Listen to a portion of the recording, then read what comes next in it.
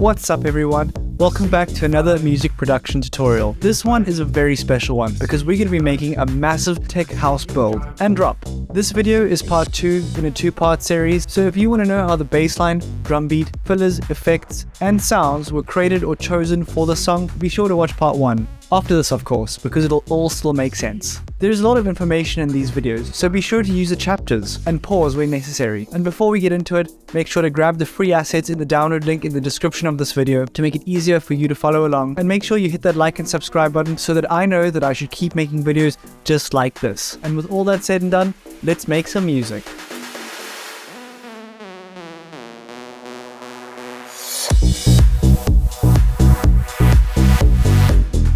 Starting from where we left off in part 1, let's duplicate our bassline, but just massive this time.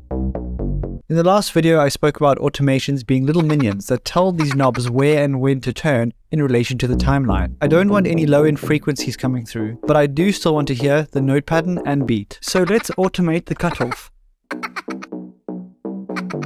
The same can be said for the kick drum. To remove the low-end frequencies from the kick, we'll use the EQ8 effect, which we added to the kick track in part 1. Click this drop down and choose this option. These settings determine how strict this curve is. Nothing is going to get past here. We can hear the energy shift as we move into the build. To help shift this energy, we need a transition. In this type of situation, I feel that it is easiest to reverse a crash sample and then choose an impact sample, or just use the same crash. Alrighty then, onto the clap.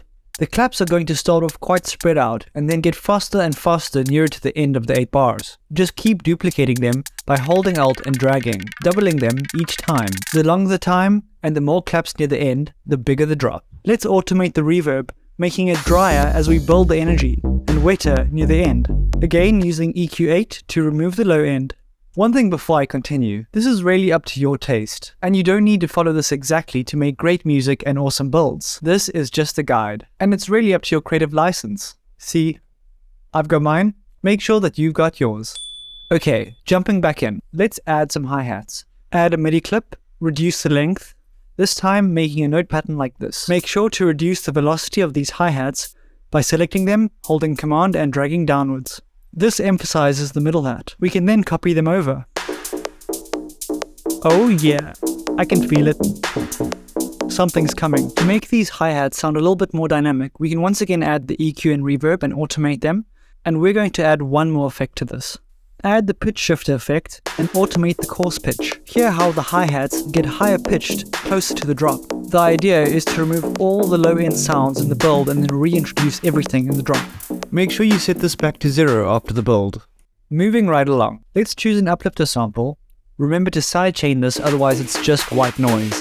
Yes, I like it. You can feel the energy, right? Okay, onto my first secret weapon, Serum. To make this a little bit easier, I'm using the default preset Mellow Buzz. Drag this up 12 semitones. This is Serum's pitch mod wheel, and we're going to bend it. Configure the pitch mod wheel and add an automation line so that the note bends up 12 semitones. Add notes in the same key as your song. In my case, it's B. Something's coming. Sidechain this and of course automate the reverb and EQ. Remember to check your creative license for this. We're almost there. Can you feel that energy? To tie this all back to the song, I'm going to reintroduce the lead, but this time with a closed cutoff and a muffled sound. And then at the drop, I'm going to automate it open again.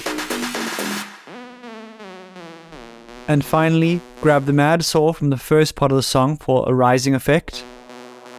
And then another 2 crash samples and reverse the first one. Now you can reintroduce everything with full force. I'm going to copy this section and paste it here. Oh yeah, now that's powerful. I feel like this LFO rate is too fast, so let's reduce it a bit and slow it down. But wait, there's more. The secret weapon, even more secret than Serum. It's Endless Smiles by Dada Life. I put this on the master and add automation curves like this. I then use this every few bars throughout the song, even parts that are not the build, as this washes everything out and makes things really interesting, creating even more intensity.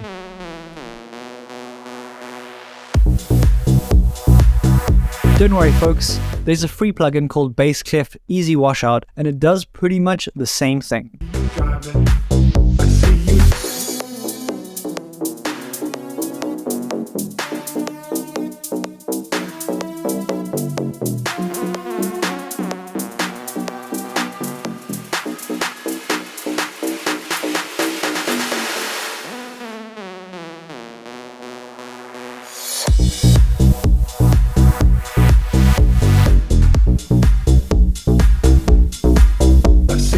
And that's it.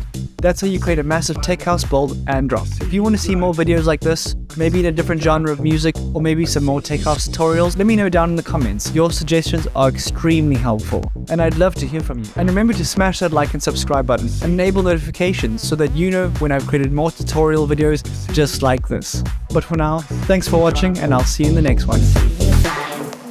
I see you sliding, I see you gliding, I see you driving, I see you dying, I see you sliding.